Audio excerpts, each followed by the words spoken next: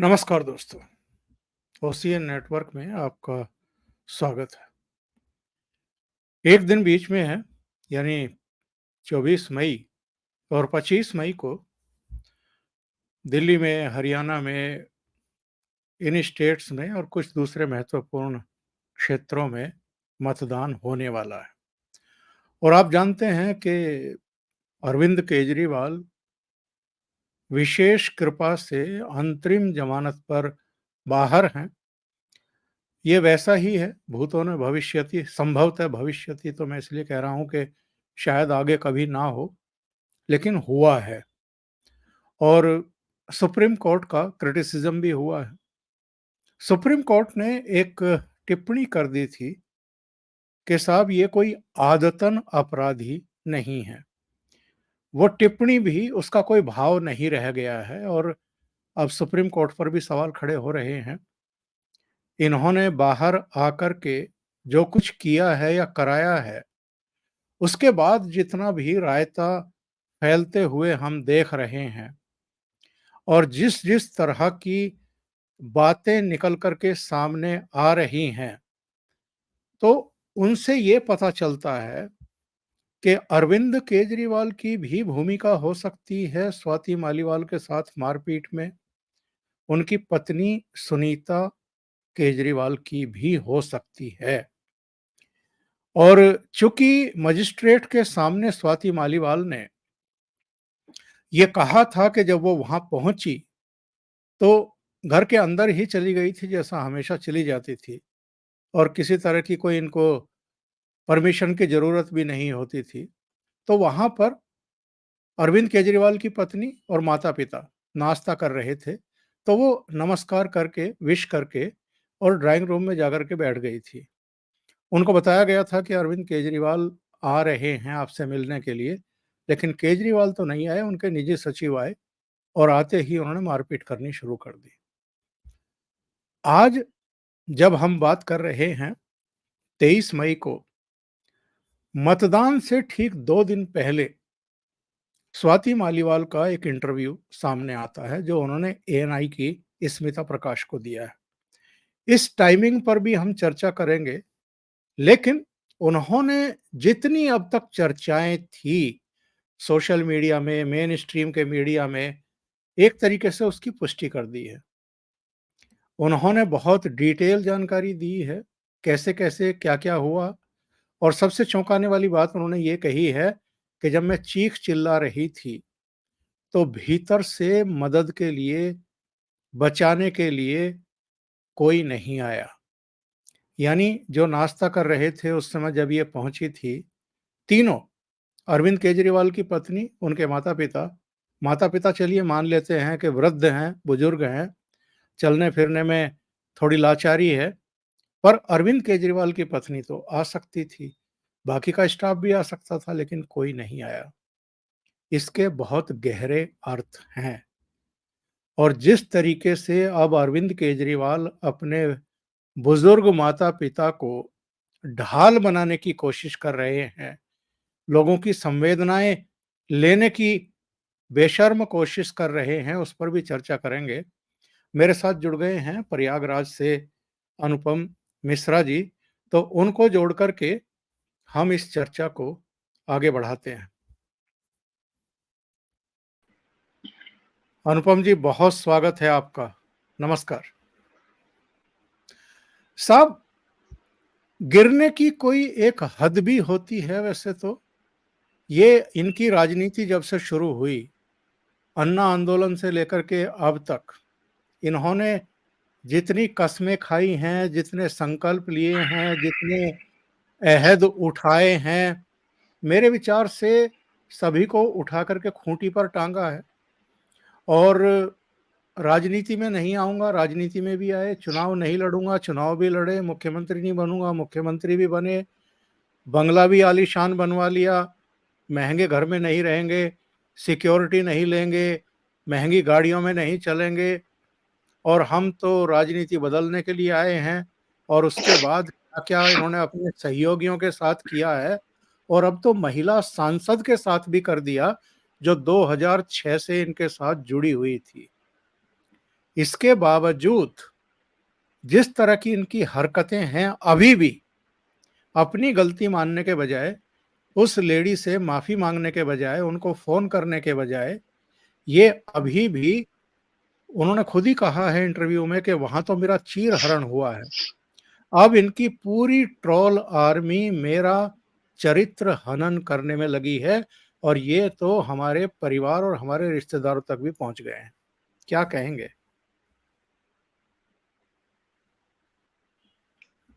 Sir, सामान्य तौर पे आप मुझसे जब किसी भी बात पे टिप्पणी मांगते हैं तो आपने देखा होगा कि आप एक टिप्पणी मांगते हैं, मैं 3-4 देता हूँ। लेकिन अरविंद केजरीवाल पे कभी कभी मैं इतनी, मैं आपको क्या बताऊं, मतलब मुझे कहीं ना कहीं एक बड़ा एक गिल्ट भी आता है। ये वो शख्स हैं जिनको मैंने 11 महीने, हर महीने इनको मैं पैसे भेजता था साहब।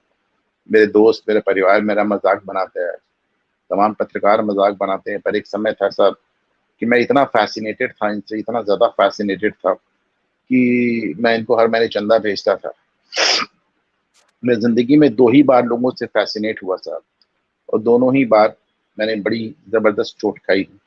एक बार इंजीनियरिंग कॉलेज के दिनों में विश्वनाथ प्रताप सिंह से बहुत फैसिनेट हुआ था, वीपी सिंह साहब से, और उनकी फिर हमने कुछ ऐसी बातें सुनी और उनके मुंह से सुनी कि फिर बहुत दुख हुआ।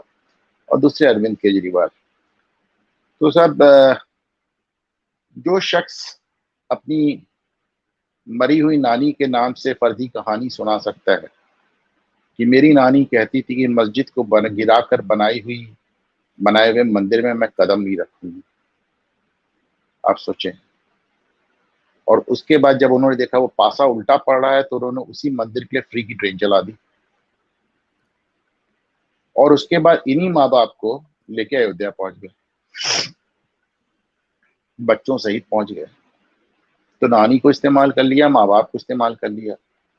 जब शीश महल में 10 लाख रुपए महीने की ट्रेडमिल लगाने की नौबत आई तो अपने लड़के को यूज कर लिया, वो ठेका अपने लड़के को दे दिया। आज तक अरविंद केजरीवाल ने वो वीडियो जारी नहीं किया जो आज उन्होंने अपने वृद्ध पिता को हाथ से पकड़ के ऐसे चलाते हुए वीडियो जारी किया है। ऐसा लग रहा है पता नहीं कहाँ जा रहे हैं। वैसे पूछो जा कहाँ रहे हैं, आखिर जा कहाँ रहे हैं? आज तक तो इस तरह को भी, और आपको पीछे आतिशी मार लेना भी खड़ी नजर आएंगे। तो पूरा एक स्पॉन्सर्ड प्रोफेशनल वीडियो शूट कराया है इन्होंने, और कोई पूछो जा कहाँ रहे हैं। ये कहते हैं कि सर हम पुलिस का इंतजार कर रहे हो, पुलिस कहती है कि इनको सुबह ही सूचना दे दी गई थी कि हम आज नहीं आ रहे हैं। पुलिस का ये है, एक बहुत छोटा सा कानून जान लें, एक्सीडेंट होता है सड़क पे, ये तो गंभीर अपराध है, एक्सीडेंट होता है, पुलिस जितने प्रत्यक्षदर्शी है उन सबसे बात करती है, उन सबका बयान देती है। साहब आपने क्या देखा, आपने क्या देखा, आपने क्या सुना, आपने क्या नहीं देखा, आपने क्या नहीं सुना। वहां पे माने कहीं एक्सीडेंट हुआ है, वहां पे कोई दुकान है तो पुलिस उसमें भी जाती है, और वो कहते हैं साहब हमारी दुकान तो बंद थी उस दिन, हम तो थे भी नहीं, लेकिन उनसे भी पूछताछ कर। पुलिस अगर कोई चार्जशीट फाइल करे तो अदालत पुलिस को उल्टा खड़ा कर देती है कह के कि साहब आपने तो गवाहों पर बयानात ही नहीं लिए, कैसी चार्जशीट बनाई आप?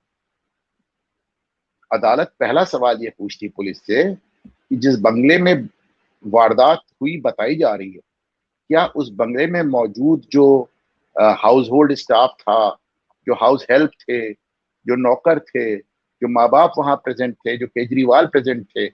मैंने इसे कहा है कि साहब माँ बाप, ये तो बड़ी रूटीन सी इंक्वायरी है, पुलिस आके पूछेगी उनसे। ऐसा तो है नहीं कि आपके माँ बाप को थाने में तलब किया है। सामान्य तौर पे तो बयान देने के लिए थाने पे बुलाया जाता है।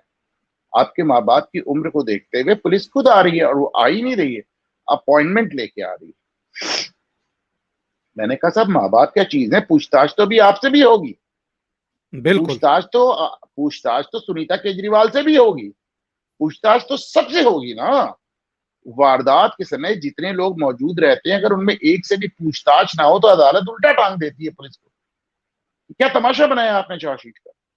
एक बहुत रूटीन सी चीज को इन्होंने इतना बड़ा फोटो शूट करा डाला, और पीछे आपको आतिशी, मतलब इनके मंत्रिमंडल सहयोगी भी खड़े नजर आ रहे हैं, और कोई उनसे पूछे जा कहाँ रहे हैं कि आप अपने पिताजी को हाथ पकड़ के बाहर सड़क पे ले जा रहे हैं बयान दिलाने, और आप लॉन में क्यों उनको निकाल के लाए? इतनी गर्मी में, अगर दोपहर 12-1 बजे का समय तय हुआ है तो जाहिर सी बात है ओमकार जी, कोई इतनी गर्मी में लॉन में आके धूप में तो बयान नहीं देगा ना। आप मुझे बताएं कि अकल ले जा कहां रहे हैं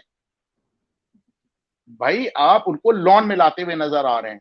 इतनी गर्मी में, इतनी धूप में क्या कोई लॉन में बैठ के बयान देगा कि सर्दी की दोपहर है क्या? जाहिर सी बात है ना, वो तो अगर बयान होगा भी तो अंदर ड्राइंग रूम में, एयर कंडीशन रूम में होगा, जो शीश महल बनाया तुमने उसमें होगा। और तुम उनको बड़ा चेहरा बना के ले जा रहे हो। अच्छा देखिए, केजरीवाल इन सब वीडियोस के मास्टर हैं, आपने देखा वो सोशल मीडिया पे अब बहुत ढेर सारे वीडियो निकले हैं जिसमें केजरीवाल हंस रहे हैं, लोट लोट के हंस रहे हैं, फिर कैमरे के सामने आके बड़े गंभीर चेहरा लेके बयान बनाते हैं, फिर उनकी हंसी छूट जाती है, फिर रिटेक करवाते हैं। आपने देखे उनके सारे आंदोलन के दिनों के भी आपने वीडियो देखे हैं। कोई और लिख के दे रहा है, उसको अपने मुंह से बोल रहे हैं ऐसे जैसे उनके दिमाग में तुरंत वो बात आई। तो आप इस जरा वीडियो को दिखाएं ओंकार जी, और मुझे कोई ये बताए कि दोपहर में जो आप, अच्छा केजरीवाल भी आ गए, उनकी पत्नी भी आ गई, माँ बाप भी आ गए, इस चटक धूप में, इस दोपहरिया में जा कहा रहे? पीछे पीछे देखिए वो सौरभ भारद्वाज खड़े हैं, संजय सिंह खड़े हैं, आतिशी मार्लेना खड़े, पूरा मंत्रिमंडल मौजूद है। और ये धूप में निकल के जा कहा रहे? कोई, अरे भले आदमी ये तो बता दो कि अपने पिताजी को बयान दिलाने तुम ले जा कहा रहे हो इस शीश महल से? अच्छा, ये शूटिंग यहां क्यों हुई ये भी समझ लीजिए। अब शीश महल के अंदर शूटिंग होती है तो फिर वो उसके 5 स्टार जलवे नजर आने लगते हैं, तो इसको यहाँ पे लॉन में शूटिंग है। मैं फिर से पूछूंगा कि केजरीवाल अपने पिताजी को इस धूप में, इस गर्मी में, इस लू में, धूप में लेके क्यों टहल रहे हैं? आप मुझे ओंकार जी सर, आपको मैं हमेशा कहता हूं, आप सीनियर हैं, आपने मुझसे ज्यादा पत्रकारिता की, आप मुझे बताएं कि ये बूढ़े कपिल को ये मियां बीबी कहां ले जा रहे हैं?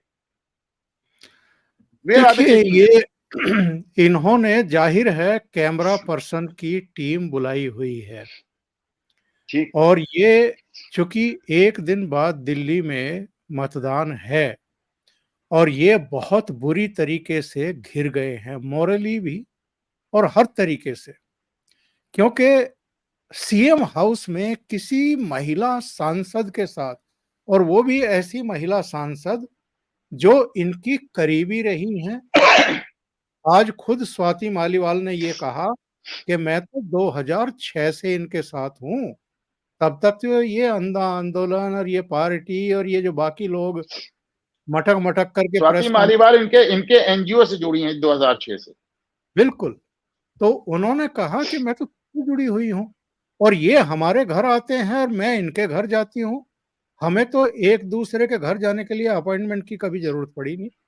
और इस बार भी मैं आई थी, बिना अपॉइंटमेंट के आई थी, और तब अचानक मेरे साथ मारपीट हुई। तो अनुपम जी, मुझे लगता ये है कि ये आए तो थे कुछ और सोच करके जेल से, और कितना भारी भरकम पैसा लगता है जब आप एक सुनवाई करते हैं, करवाते हैं सुप्रीम कोर्ट में, ये मुझे बताने की जरूरत नहीं है, आप तो बेहतर तरीके से समझते हैं।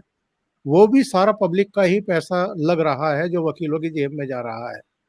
तो आए तो थे कुछ और सोच करके, और कर्म कांड करवा दिए इन्होंने कुछ और।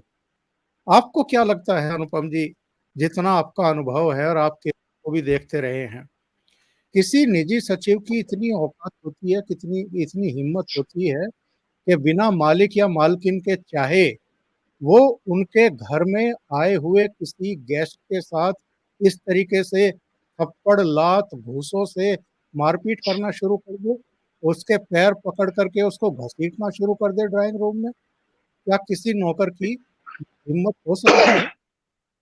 नौकर भी छोड़े सर, आप ये बताएं हिंदुस्तान में कितने लोग होंगे जिनकी हिम्मत है कि एक मेंबर ऑफ पार्लियामेंट पे मार की पिटाई कर डाले, वो भी महिला मेंबर ऑफ पार्लियामेंट? कितनी हिम्मत है आप सोचें।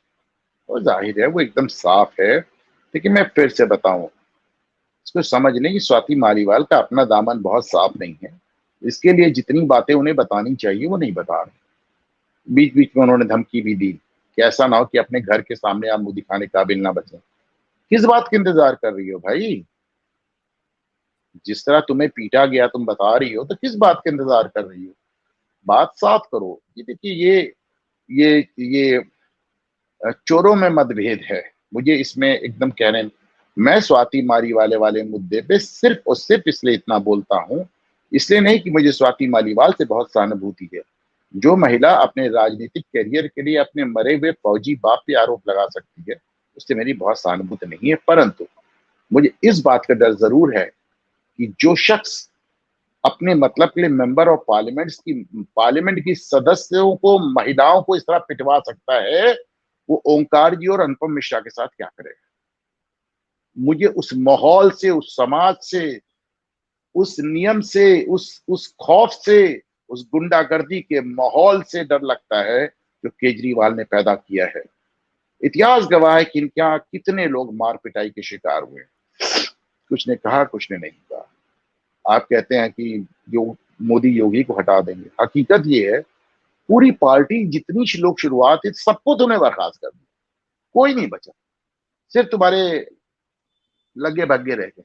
और उसके बाद तुम बता रहे हो ये उसको हटा देंगे, वो उसको हटा देंगे। एकदम क्लियर कट सुप्रीम कोर्ट ने पहली शर्त ये लगाई थी आपकी बेल में कि आप अपने केस के बारे में कुछ नहीं बोलेंगे। धज्जियां उड़ा दी आपने उसकी, हर जगह जाके आप अपने केस की ही बात कर रहे हैं।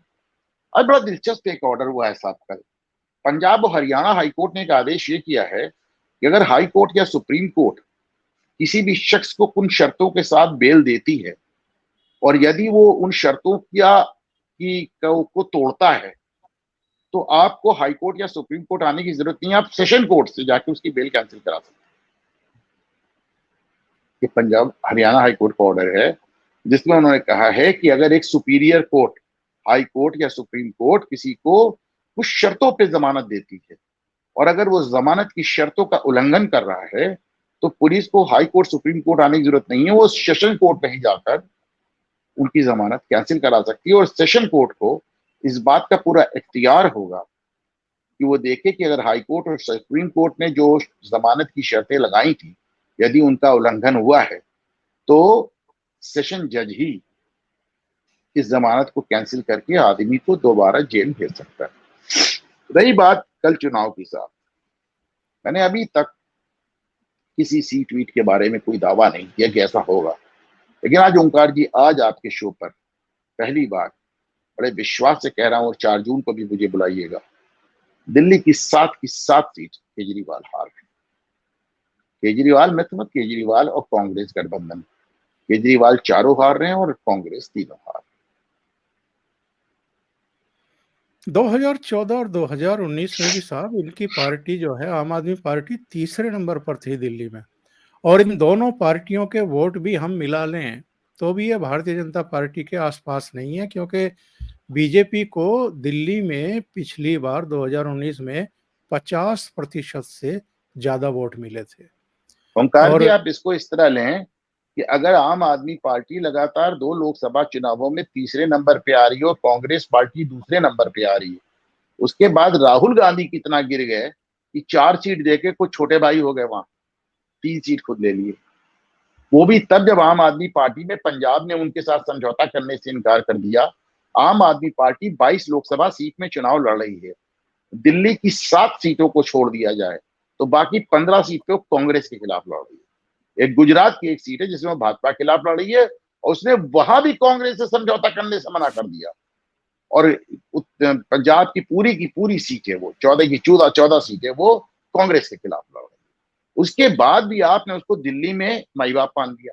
आप सोचिए राहुल गांधी ने अपने आप को और अपनी पार्टी को किस कदर गिरा लिया है कि दिल्ली में केजरीवाल के पिछलग्गू बन गए, बिहार में तेजस्वी के पिछलग्गू बन गए, उत्तर प्रदेश में अखिलेश यादव के पिछलग्गू बन गए, महाराष्ट्र में शरद पवार और के पिछलग्गू बन गए, स्टालिन वगैरह के पहले से पिछलग्गू थे। साउथ में वामपंथियों के पिछलग्गू बनने की कोशिश इन्होंने केरल में की, केरल में उन्होंने साफ मना कर दिया, कहा केरल छोड़ के जाओ।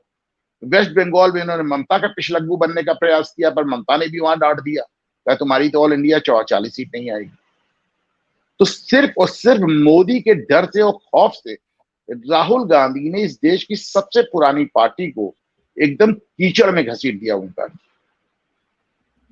आपको नहीं मैं लगता कि थोड़ा सा राहुल विषय से गांधी, हट के बोल रहा हूं, थोड़ा नहीं, विषय से हट के राहुल मैं गांधी इस पर मैं इस पर एक और सवाल आपसे करना चाहता हूं। आपने सही बिल्कुल एकदम पिच पकड़ी है। आपको नहीं लगता कि राहुल गांधी, सोनिया गांधी कांग्रेस दफ्तर पर ताला लटकाना चाहती हैं बहुत बड़ा-सा, और उनको लगता है कि एक-एक करके ये सारे अगर निकल लें, जितने भी बेशर्मी से पड़े हुए हैं कांग्रेस पार्टी में, तो फिर जितनी ये हज़ारों करोड़ की संपत्ति पूरे देश में कांग्रेस की है, उस पर हम तीनों का ही अधिकार बच जाएगा और तो सब निकल लेंगे। थोड़ा-सा डिफर करता हूँ सर आपसे। वो पार्टी चला ही इसलिए रहे हैं कि हज़ारों करोड़ की उनकी संपत्ति बची रहे। जिस दिन वो राजनीति में नहीं रहेंगे या जिस दिन वो कांग्रेस से निकल जाएँगे, जिस दिन कांग्रेस में ताला लग जाएगा, एक आम आदमी भी इनको जेल भेज देगा। आप याद रखें कि नेशनल हेराल्ड वाला केस मोदी ने नहीं किया, ईडी ने नहीं किया, सीबीआई ने नहीं किया, सरकार ने नहीं किया, राज्य सरकार ने किया, केंद्र सरकार ने नहीं किया। एक आम आदमी, एक पर्सनल पर्सन सुब्रमण्यम स्वामी ने किया। तो जिस दिन ये राजनीति में इनका ताला लग गया, उस दिन ये सब चले जाएंगे जेल या इनको भागना पड़ेगा विदेश। आज देखिए राहुल गांधी ने साहब एक ट्वीट किया और उसको रैली में भी कहा। उन्होंने कहा कि साहब देखिए, मैं आपको फाइनेंशियल टाइम्स एक लंदन का अखबार है, उसकी कटिंग उन्होंने ट्वीट की कि देखिए कह रहे हैं कि कोयले का बहुत बड़ा घोटाला हुआ है, उसको 3 गुने दाम पे बेचा गया है, हम जब सत्ता में आएंगे सबको उल्टा टांग देंगे। और उसके बाद जो उन्होंने पेपर की कटिंग शेयर की वो 2014 की और कांग्रेस के घोटाले की बात कर रही है। मतलब आप एकदम पागल हो चुके हैं, क्या हो गया आपको? आपने 2014 का अखबार लगा दिया, अपनी सरकार का अखबार लगा के कह दिया घोटाला हुआ है। और बेशर्मी देखिए, जब पूरा ट्विटर हंस रहा है तो उसको डिलीट भी नहीं कर रहे हैं, सोच रहे हैं डिलीट कर देंगे तो और हंसी उड़ेगी, तो पड़ा हुआ है। आज मुझसे भी लोग पूछ रहे थे कि साहब राहुल गांधी इतना बड़ा ब्लंडर कैसे कर सकते हैं? चले माना उनसे हो गया, उनकी टीम का क्या होगा? उनके पास इतनी बड़ी टीम है। तो मैंने कहा साहब टीम बनाता कौन है? टीम बनाता बिल्कुल। कौन है? ओंकार जी अगर अपने पैनल पे किसी को बुलाते हैं तो ओंकार जी तय करेंगे ना कि कौन आदमी आएगा। तो राहुल गांधी की टीम में कौन है? राहुल गांधी तय करेंगे ना। तो जैसा कप्तान है वैसी ही टीम है, आप समझ लो। अब एक और मैं संवेदनशील सवाल पूछता हूँ साहब। अरविंद केजरीवाल ने पार्टी के अलग-अलग सीनियर नेताओं को या तो पिटवा करके या पीछे से लात लगवा करके बाहर निकाला है और बेइज्जत किया है बहुतों को। बहुतों की पोजीशन जो है वो कुछ नहीं रही और अब अपने घाव सहला रहे हैं अलग-अलग पढ़ करके। जो दहशत का वातावरण इन्होंने पार्टी के भीतर पैदा कर रखा है, घर में भी कर रखा है क्या? क्या माता-पिता में इतनी कुव्वत नहीं बची है, इतनी हिम्मत नहीं बची है कि अगर वो ढाल की तरह उनका इस्तेमाल कर रहे हैं और टूल की तरह उनको लेकर के बाहर निकल रहे हैं, कैमरों पर एक ड्रामा खड़ा करवा रहे हैं सहानुभूति बटोरने के लिए, दिल्ली में, पंजाब में, जहाँ-जहाँ ये 22 सीटों पर चुनाव लड़ रहे हैं, तो वो मना नहीं कर सकते थे क्या कि क्या कर रहे हो ये? हमें क्यों बीच में लेकर के आ रहे हो?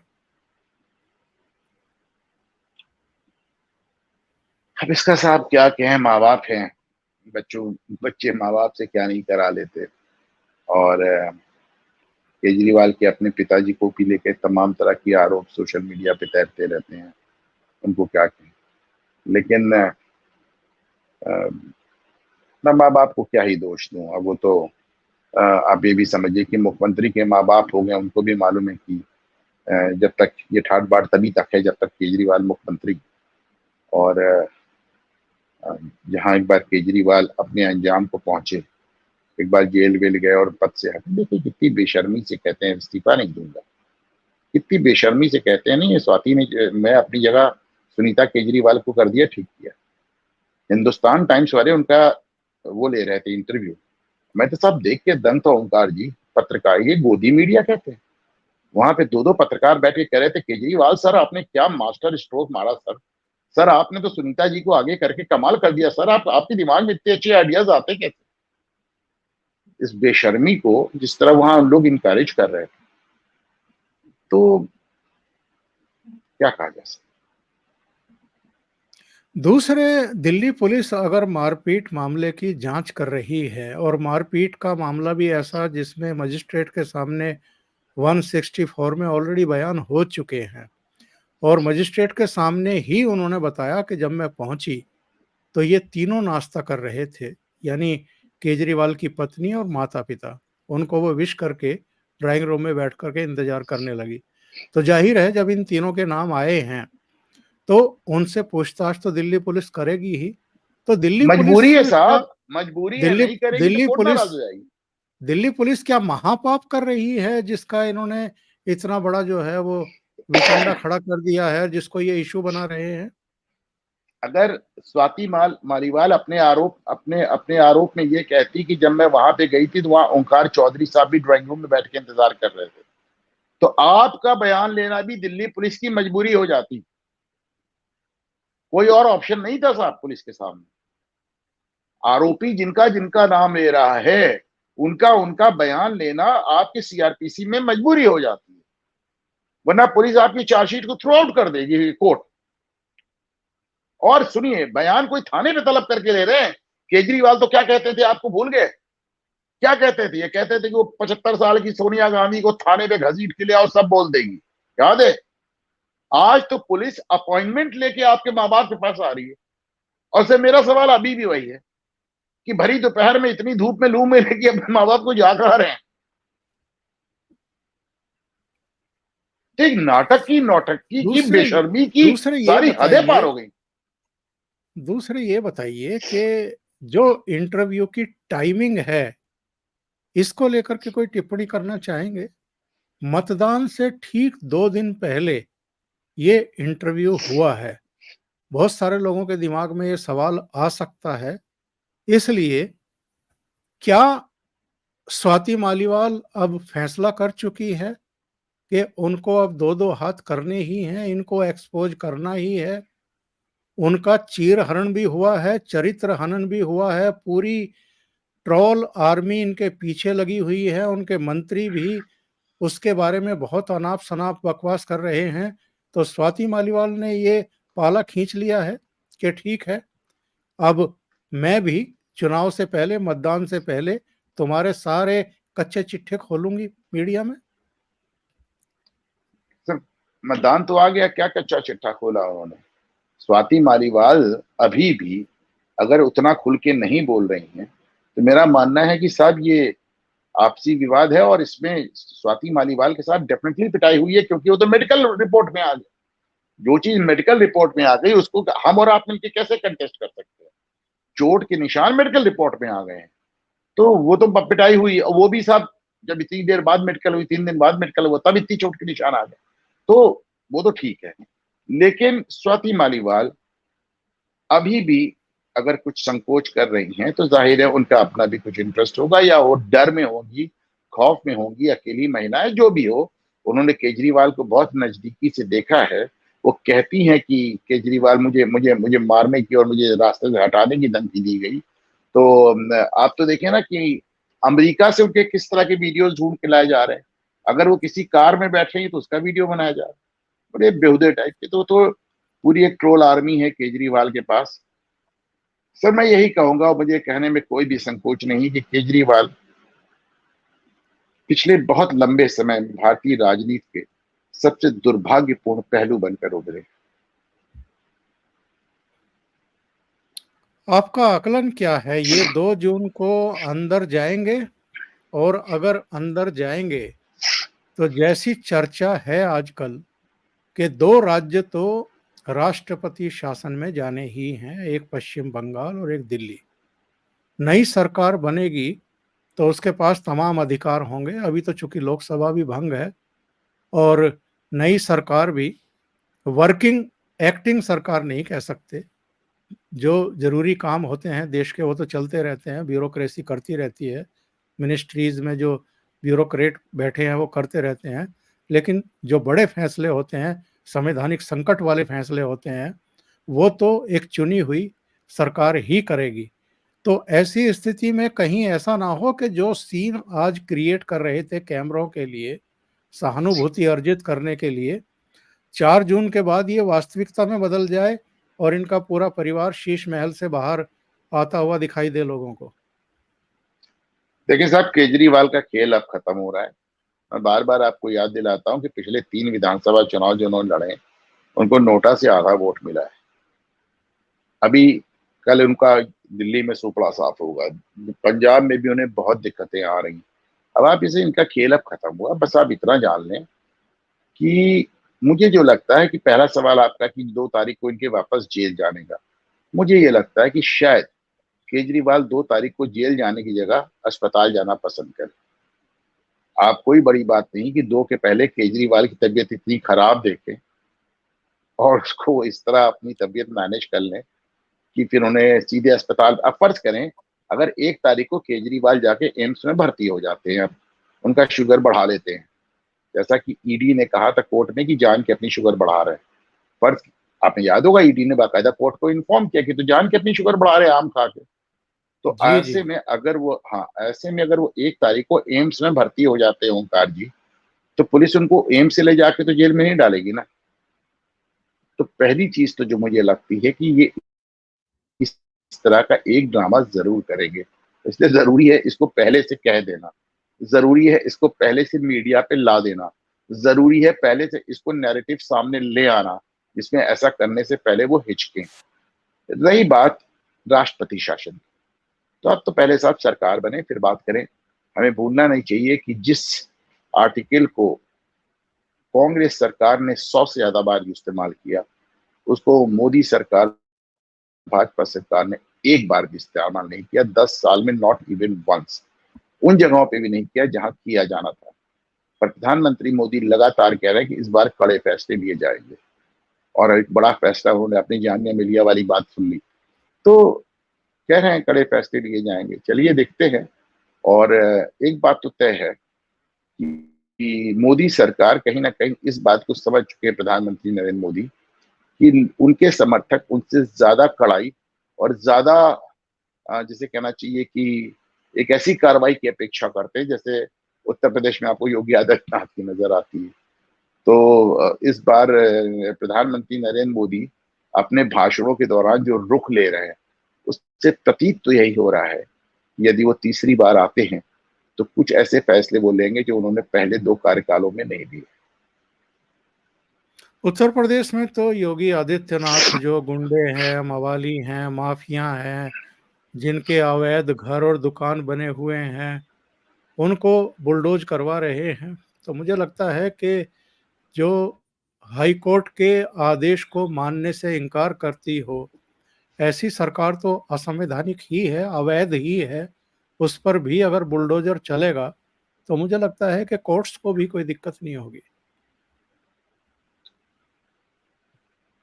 अच्छा, कोर्ट्स को क्या होगा, मैं क्या बताऊं। इधर कोर्ट्स के कुछ फैसले बहुत ही नितांत ही निराशाजनक रहे हैं, और पूरी इज्जत के साथ मुझे ये कहने का हक है कि मैं कोर्ट्स के तमाम फैसलों से बिल्कुल इत्तेफाक नहीं रखता, और मैं बिल्कुल भी उनसे निराश हूँ। मुझे ये बात कहने में कोई संकोच नहीं है। और केजरीवाल की जमानत हो, अभी हमने देखा कि किस तरह, कल या परसों की बात है, जैश ए मोहब्बत के आतंकवादियों की सजा कम कर दी गई। आपने देखा, आपने देखा कि 4 साल की लड़की से बलात्कार करने वाले 35 साल के मोहम्मद शेख की सजा आपने घटा के इतनी कम कर दी कि वो 15 साल काट चुका है, 5 साल में छूट जाएगा। और आपने कह दिया कि ऑस्कर वाइल्ड को कोट कर दिया कि साहब every every Sinner has a future. और कल जब जैश ए मोहम्मद की सजा कम की गई तो उन्होंने भी एक साहब एक रूसी राइटर को कोट कर दिया।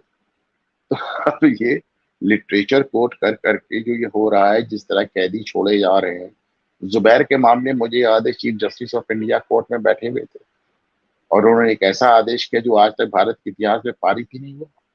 उन्होंने कहा साहब जो मामले हैं उनमें भी जमानत दे रहे हैं, और जो फ्यूचर में उनके खिलाफ मामले आप लिखेंगे उसमें भी जमानत दे रहे हैं। What type of order is that? तो ये सब तमाम चीजें ऐसी हुई हैं जो एक वकील के तौर पे भी मुझको, मेरे लिए बड़ी ही एक डिस्टर्बिंग ट्रेंड है। लेकिन मेरा अपना मानना है कि अ, पूर्ण बहुमत की सरकारें, अगर अगर अगर मोदी सरकार तीसरी बार आती है, तो इन्होंने जो पिछली बार जुडिशियल रिफॉर्म लाने का प्रयास किया था, शायद आप उसको दोबारा प्रयास करते हुए देखें। अनुपम जी, बहुत बहुत धन्यवाद ओशियन नेटवर्क के लिए इतना समय निकालने के लिए। और अरविंद केजरीवाल, स्वाति मालीवाल, संभावित मतदान, पश्चिम बंगाल, इन सब पर चर्चा करने के लिए thank you so Rahul much. Gandhi भी सर। नमस्कार जी।